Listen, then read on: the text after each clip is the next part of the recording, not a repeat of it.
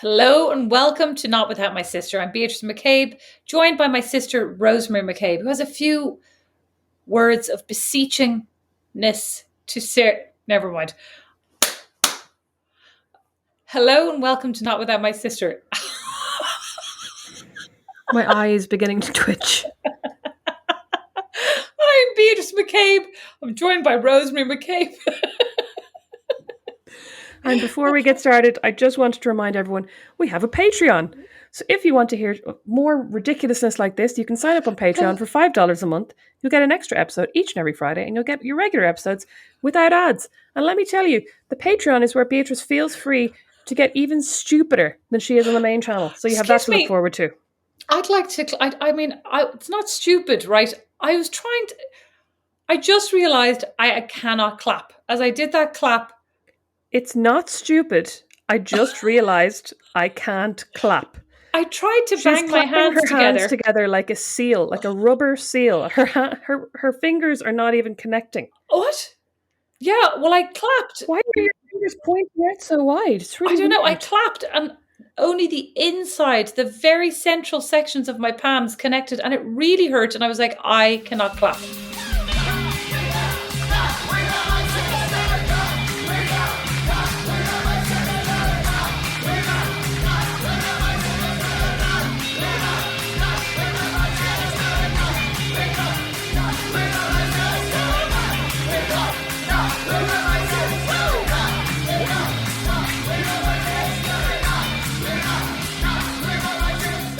Today I thought that I would read you out a letter that I read in The Guardian that I thought was actually very applicable to you. As somebody who works from home and is self-employed, I also thought that would be an interesting thing to talk about. I'm sure lots of people have wondered what it's like to be self-employed.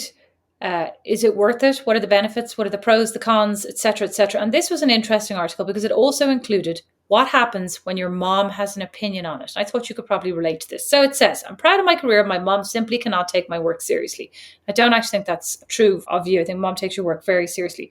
But I do know in your past, in your life, even recently, you've mentioned that because you don't have a 9-to-5 job to go to and a paycheck that comes from an employer per se, that sometimes people consider your work to be more flexible or less serious or something you kind of have to get done in your spare time, etc. versus I'm working from 9 to 3 and just because I'm self-employed and I'm choosing that time block, like it still has to be considered work. And I mean, I see it as well myself with the pod, I say to Don, like, we're going to do this in the office from 11 to 12. But the next day I go, I feel awkward saying to him, like, do you mind getting out of the office, etc. Even though we have a commitment and we said we're doing it twice a week, etc., because we don't have a set time to do it. So let me read you the letter. Any initial thoughts? No, I'll save them all. I mean, I have loads of thoughts, but I want to hear the letter first. I'm a 32-year-old woman, a PhD student. I enjoy my work, think I'm doing well. I receive funding, so I do receive a salary, albeit a low one. It took me a long time to get to this position. I'm proud of how my career is progressing. But my mom simply cannot take my work seriously. She regularly tells me that I don't have a job, assumes that I'm always available to socialise, help her out, etc. Actually, I'm like, I'd love this. I'd love to be close enough to my mom that she could do this. Anyway, not part of the letter, I digress. I feel as if I constantly have to prove that what I do is worthwhile. It's also frustrating because I feel there's a gendered double standard here. She's vocally proud of both my brother's and husband's careers and respects their boundaries without them having to even vocalise them. Our most recent issue has been that my mom told me I should be doing most of the housework because my husband has a, quote, real job that is well paid. I feel this minimises my own work, which, while low paid, is time intensive and challenging. I often find myself holding in my resentments because I can't face getting irritated again. I've never held a resentment in my life, so that part I do not relate to. But the rest of it, you know what? I feel like this is quite specific to academia. And I'd say a lot of academics, I mean, all of whom listen to Not Without My Sister, will be listening to this and finding it very relatable. Because I particularly thought it was interesting when she said, I have to prove that my work is worthwhile. And I actually don't think that's the issue. I think the issue is that her mother doesn't see academia as work, unless she was a full-time lecturer or a full-time professor. And I think the problem for a lot of it is the word student. If you're a PhD student, you are working on your PhD, but you're also working. So you're doing like tutoring, you're assisting students, you're doing research papers, you're offering support to professors. I don't know that much about doing a PhD because the thoughts of doing one, it's horrifying to me. I never want to go back to academia. But I do think the term PhD student makes a lot of people think that this isn't work. Do you know what I mean? That you're just taking your time, hanging out in college, just, she's a perennial student kind of thing. So could you relate to that from, I think you've had similar critiques leveled at you, not from our mother, but in the realm of social media influencer, blogger, writer, etc. Is that relatable to you? I think anything that isn't a traditional, like you said, a kind of a 9 to 5, or even an office based, I go into this place and I do what is defined as work and what has always been defined as work in living memory. Whereas doing quote unquote work that is related to Instagram or social media or making TikToks, I'm sure some people, like in our parents' generation, hear that and just go, that's not work. That's just like having fun with your phone. Do you know what I mean? So I think actually the problem is that a lot of these things aren't considered kind of traditional work. But do you think that, like you're saying, it's your parents' generation, but I don't think the criticisms that you received online were from a generation above. I think it was people looking at you saying, she's only posting on social media.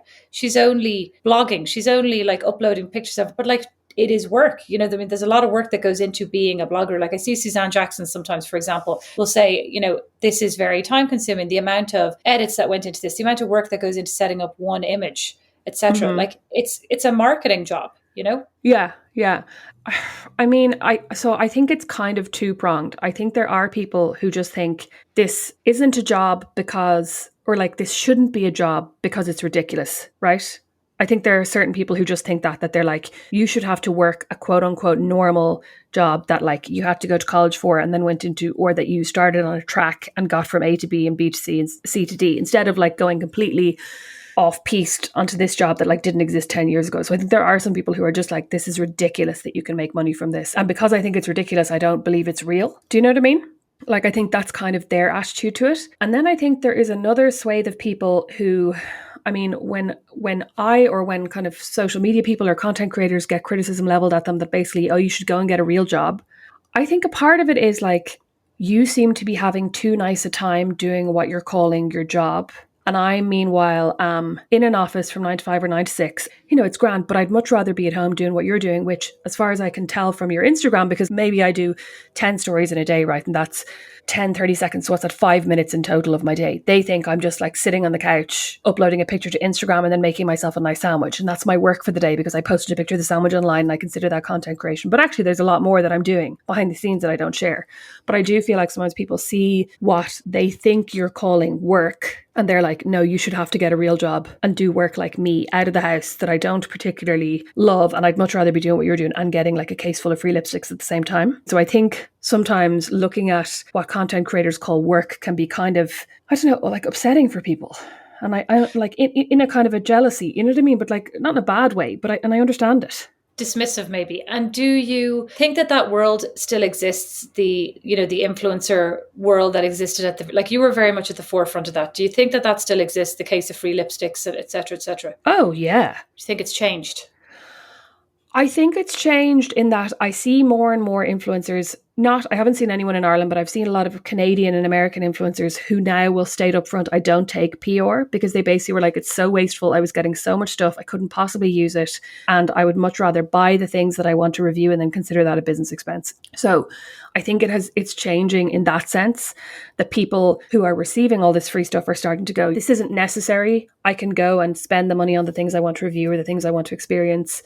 I don't need to get this free stuff. And also because there is a kind of when a PR company sends you a certain amount of stuff, a part of you a lot of the time does feel like, oh, I better do something with that now because they sent that to me. That was nice of them. And it's not quite as cynical as like, I'm going to do this because I want them to keep sending me stuff. But you're like, that person sent me a nice gift. I should be appreciative and share it on Instagram. Do you know what I mean? Like in a very human way that you're like, oh, they got me something. I should get them something or whatever. Yeah. But I also see a lot more influencers now doing regular giveaways or regular donations. So they'll box up like all the stuff they get in a month and bring it to a women's shelter, or, you know, like the stuff that they haven't featured. Whereas I feel like 10 years ago, it was more like, I'm going to box up the stuff I'm not using.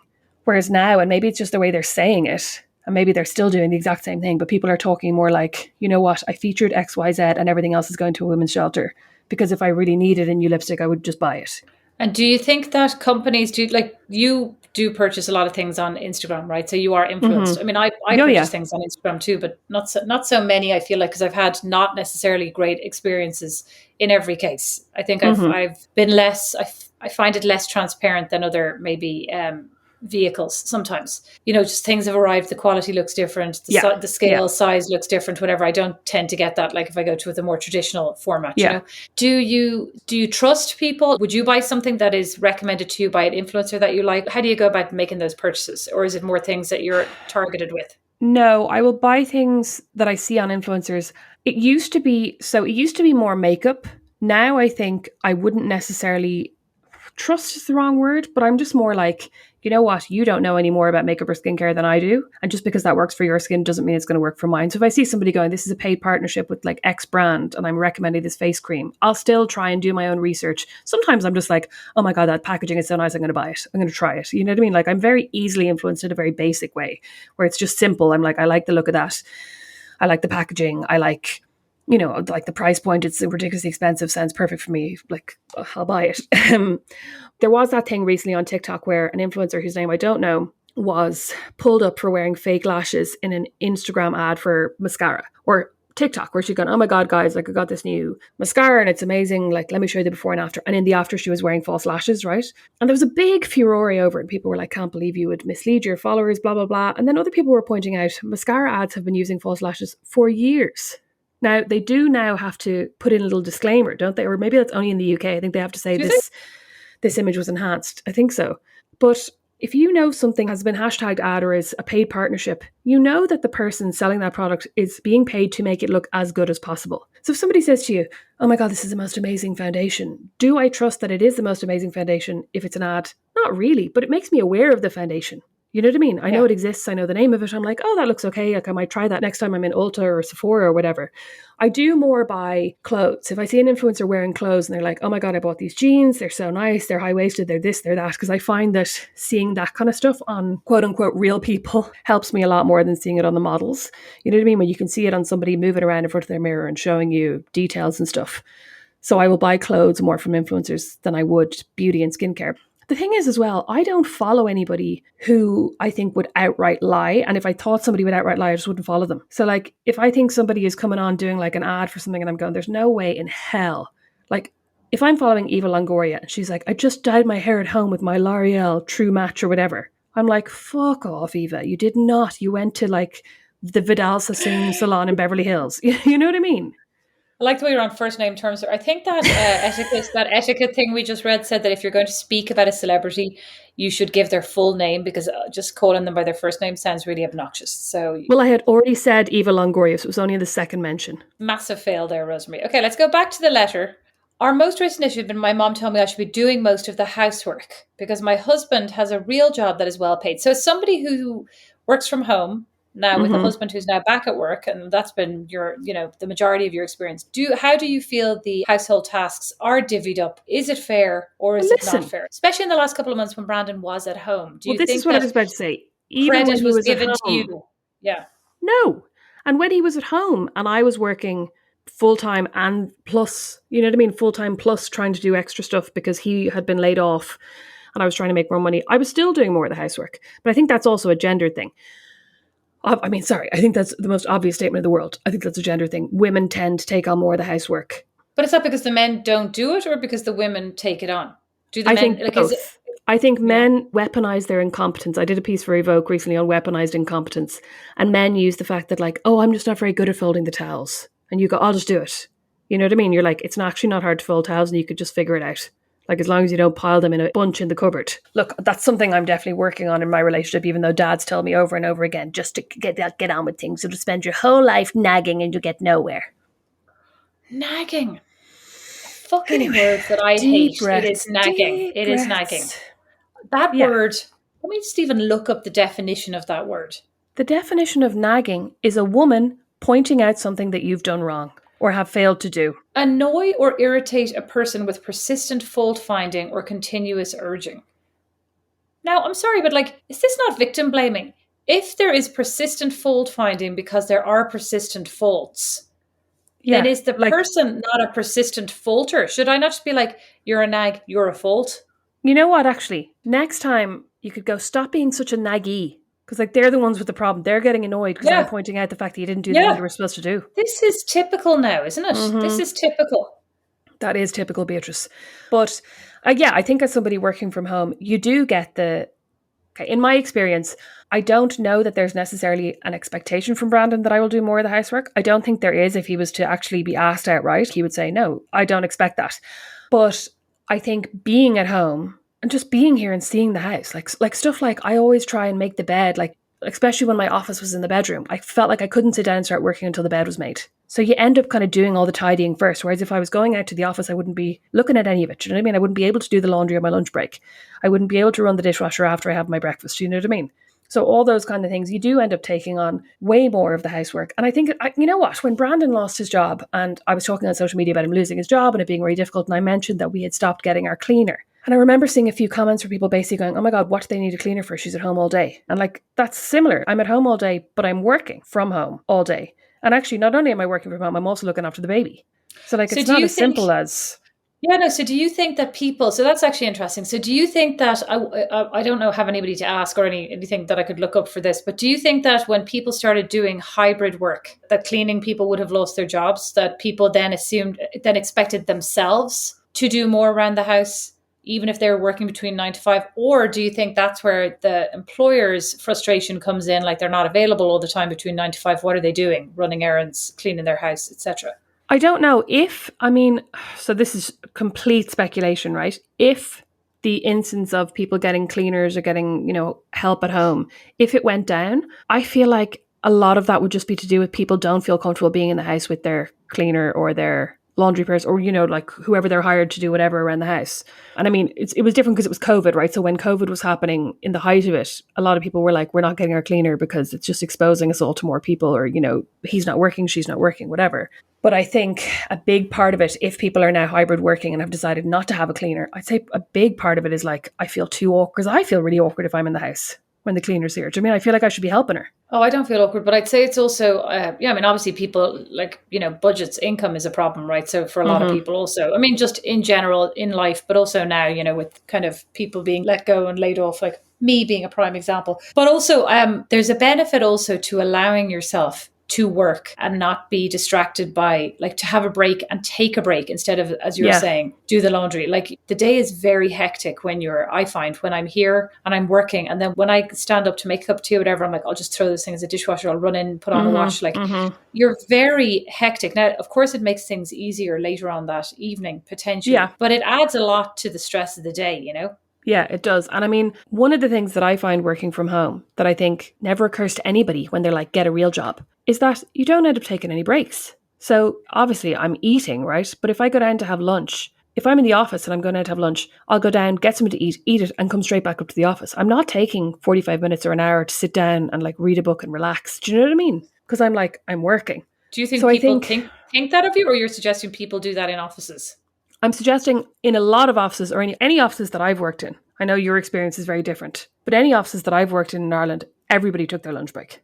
But did they read a book? Oh, maybe, but like the entire office would stand up and get their coats and their bags on and go outside, go out and get lunch, eat lunch in the kitchen and then go for a walk, or everybody would down tools. You know what I mean? Sounds great. Yeah, it was quite nice, but I don't do that at all anymore. Maybe you should. That's not to say that I think I'm working harder than people who have a 9-to-5 job. I don't. And I think as a content creator and as a writer especially, the time that I am actively working is definitely not 40 hours a week, because I can't write for 40 hours a week, because I need to spend some time reading, and I need to spend some time thinking, and I need to spend some time planning, and I need to spend some time researching. And then I also need to spend some time gazing out the window and playing Minesweeper on my phone, because I'm trying to just clear my mind and get over a hump of like, oh, I can't write right now. I have nothing to say. You know what I mean? So there are definitely moments where I'm more productive and less productive. And I don't think but you know what? People in offices as well aren't exactly 100% productivity all day long.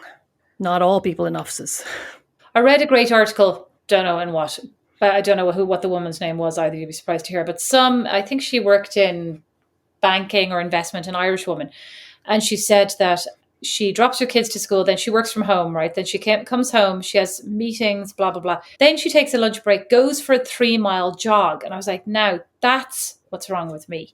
Right, she goes for a 3-mile jog to get her exercise in, and then comes back and has, the exercise done throughout the day. I was like, I don't really understand, because she was like the CEO of a company, or I'm like, I don't really understand how the CEO gets to baz off for an hour and a half, but like, fair play to her, right? Well, if the CEO can't, who can? Well, I mean, that's not actually how it works, but I like know. in most companies. But also, I mean, maybe only I would take an hour and a half to run 3 miles. So like it might only take her 20 minutes, right? But I mean, at the same time, I was admiring, like, even with the bitchy comment, like, I am admiring that discipline and like prioritizing the right things, right? Because that is how you get all those things done. Then I feel great. I come back and I've like taken my break. And I mean, I'm sure the world hasn't collapsed either, with her doing that. Sure, when I used to work at Stellar, I used to go out into my weightlifting class at lunch. That was truly a golden era for me. Yeah, honest to God. But like, I was getting back now to, I mean, obviously, listen, I have no structure to my day. I am not a good example of anything right now. So just will come back to me when I actually have figured out what's next. And I'm like randomly applying. I'm doing interviews. I'm calling recruiters. I'm looking at my resume and hating it. I'm doing a new version, deleting it. Or like I need to, I feel like I need to take a little break, which I'm about to do, and just play Lego with Fox. The other day, he nearly started crying. He was like, I said, I'm going to take a phone call. Don't go back to work, Mom. We love you. It's so nice to have you at home all the time. I was like, Oh, he's right. I'd happily retire right now, Foxy. So cute. Oh. But I wouldn't happily retire to anybody listening who'd like to employ me. I'm very, very, very keen to get She's back very to work. committed to working right up to retirement yes, age. very dedicated. And beyond. I give it all I've got, work every hour God gives me, etc. But I would like She to go thinks for the a job. French are mad. She's like, they're mad striking. Mad. Just message me, email me any hour of the day. I'm your woman. Oh, you're my woman. Poor Foxy. That sounded weird. Oh, that Poor was nice. Foxy is right. But anyway, I was thinking maybe that's something I need to build back into my day. I met with somebody the other day who is now self-employed herself. And she said that what she likes most about it is the work-life balance, and that she spent 20 years in a corporate environment, 25, I think. And she was saying she now has the ability to be home for her kids in the evening if they need her, specific evenings. She does Pilates twice a week in the morning before work and doesn't worry about like arriving into the office at 9:15 kind of thing, Sorry, you were going to suggest something to me about how I schedule my day, and then you said, but don't take advice from me because what was it? Oh, I was just going to suggest maybe you would carve out that time to go for a walk around lunchtime or whatever, especially as the weather's getting nicer, to get out and with Atlas in the buggy and go for like a 20-minute around the neighborhood. Oh, well, I was going to go for a walk yesterday, the day before yesterday, and then I looked at the weather. It was -3 degrees, so the weather has not got that much nicer yet. But yes, Sorry, I said when the weather gets Oh, I thought nice. you said now that the weather's got nicer. Yeah, as I know, winter is never ending. That is vaguely in my plan, although I think it was also vaguely in my plan last spring, and I probably went for approximately, and by approximately I mean precisely, 2 walks. This year I'm planning to build on that and go for at least 3 walks. And who knows, next year it could be 4. Thanks. Yeah, good job. But you know what? Just to circle back to that word worthwhile again, I've been thinking about that, like about what jobs we deem worthwhile. And I think, not to beat the same old drum, I think a lot of the time it does also come back to what are traditionally male roles and women's works being seen as not worthwhile. And like, not that academia is women's work necessarily, but I think a lot of the time we think of worthwhile jobs as being like a doctor or a teacher or a surgeon or a pilot or all these things that are necessary. But then who's to say what job is worthwhile? Now, I debate that a little bit, right? And I think the pandemic certainly threw up a lot of questions around to that point. What's a critical job? What's an urgent job? Who should be paid more? Who should not? Nothing actually really seems to have changed as an outcome of that. Not like teachers got better paid for risking their lives in schools, etc., especially in America. Nurses, doctors, supermarket workers, delivery people, etc. Nobody got, nothing really changed. We all were like, yeah, they are the frontline workers, and then nothing changed. Yeah. I actually don't know that it's as much about the gender roles, although obviously a lot of those roles that we're talking about are historically predominantly female roles. I think that article, what we haven't talked about is the salary. If she was at home as an academic, working from home and earning twice what her husband in the office was earning, I don't think her mother would have a single problem. She'd be like, shh, everyone, shh, Susie's working. You love the name Susie. Our last anonymous letter was Susan. Rolls off the tongue. Maybe it's the same person. My God, maybe she's having a tough time. But anyway, yes, I agree with you. I do think that if she was earning more, like the fact that she mentions that if she was earning more, her mother would be more respectful, or kind of, it would be higher in her estimation, her work, if it was earning because more. I think in a way that her expectation for her to also pick up the housework is kind of to compensate for the fact that she's not, in the mother's eyes, contributing really fairly contributing. Yeah, she's not an equal in the relationship. So like if she was earning twice as much, I guarantee that mother, not because I don't think it's about affording help or whatever, the mother would be like, you should take it easy now. At the end of the day, you're probably exhausted. As if somehow doing the same amount of work but earning 5 times the amount for it is more tiring. It means you're working harder. Yeah, it's so interesting, isn't it? I think it also ties into, obviously, the value that we assign people relative to the monetary value of their work. That we think that somebody who's earning $200,000 as a cardiac surgeon, we're like, oh, well, they're really earning that because that's a really important job. But then we have an issue with somebody earning $200,000 as a singer because we're like, oh, well, that's not, you know what I mean? It's almost like we need the remuneration to be directly in line with how worthwhile or valuable we think the work is, when that's just not how the world works. Yeah. Sadly. And like arguably as well, depending on what her PhD is on. I mean, not, but like arguably working in education is a lot more valuable than a lot of industries that we would consider worthwhile or valuable. You know what I mean? In the long term, what are we going to be left with? Knowledge and a lot of plastic. So profound and Thanks, Beatrice. Mildly depressing. Yeah, good one. And music. Well, hopefully. In the end, we're just going to be left with all the same music. It'll just be all vocoded. What do you mean, Mom? What are you talking about? I'm telling you, Mom sang Wheela Wheela Wolia at least 8 times during this trip, and I kept having to tell her to cut it out. It is not appropriate for these kids. Oh my God, I was just about to say, Brandon won't let me sing that to the kids. Yeah, you can't sing it to the kids. Mom keeps trying. Are you the woman that killed the child? I'm like, Mom, oh, sorry. Sorry. So dark, like that's a case now of music living on, even when questionably shouldn't. Oh my God, maybe we should sing that at Mom's funeral. Oh, poor Mom. Stop, Rosemary, too soon. They're only just gone home. I need them to come back soon. That was a deep cut. I was referencing back episode 1, Not Without Our Mother, when we talked about the song we'd sing at Mum's funeral. That wasn't about her, it was about the podcast. Oh, I know. Well, anyway, she's going to be getting the Christmas songs she wants but denies every requesting. Thank you all so much for listening to Not Without My Sister. If you could take a screenshot wherever you're listening to this podcast, share it on Instagram, share it on Twitter, share it on Facebook. We'd really appreciate it. We'd like to get more listeners. We'd like to get more ears on the podcast. We'd like to get more renowned. We'd like to go on a world tour. Oh, we'd love that. We'd like to share our thoughts with more people who'd love to hear them. We'd like to hear your thoughts on working from home or this Guardian letter or being in academia or having an annoying mother/mother-in-law. This week on the Patreon, we'll be talking about wise selfishness, the benefits of being selfish and how you can make selfishness actually selfless. It'll be more interesting than it sounds, I promise. Thanks for listening. Oh my God, I'm like, what? Okay, thanks. Bye. Bye. Not Without My Sister is recorded in studio in Fort Wayne by Don Kirkland, who also wrote our theme tune, and the original illustration is by Lindsay Neilson.